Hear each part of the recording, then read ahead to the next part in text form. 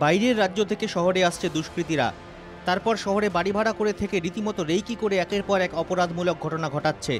এবার এই সমস্যা সমাধানে শহরের ভাড়াটিয়াদের ওপর নজরদারির পথে হাঁটতে চলেছে শিলিগুড়ি শহরের পুলিশ।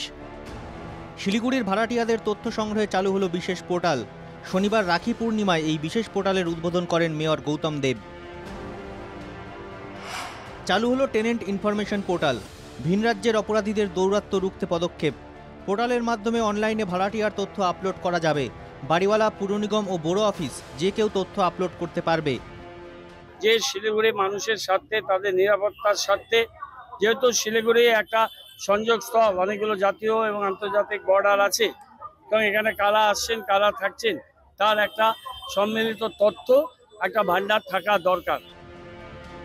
সাম্প্রতিক সময়ে এটিএম লুট, সোনার দোকানে ডাকাতির মতো একাধিক অপরাধে ভিন রাজ্যের দুষ্কৃতীদের সঙ্গে যোগসূত্র খুঁজে পেয়েছে পুলিশ।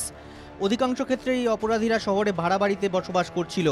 এই কারণে বাড়িওয়ালাদের জন্য ভাড়াটিয়াদের সমস্ত তথ্য পুলিশে জমা দেওয়া বাধ্যতামূলক করা হয়েছে। নিয়ম ভাঙলে আইন অনুযায়ী ব্যবস্থা নেওয়া হবে বলে সতর্ক করেছেন police commissioner. Very easy user friendly একটা অ্যাপ করেছে এটা।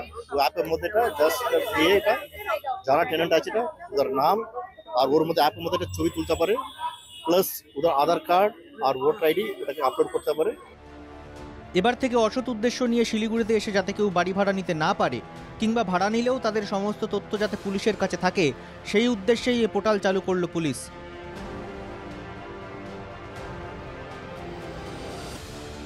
শিলিগুড়ি থেকে প্রসেনজিৎ রাহার রিপোর্ট, এনকেটিভি বাংলা।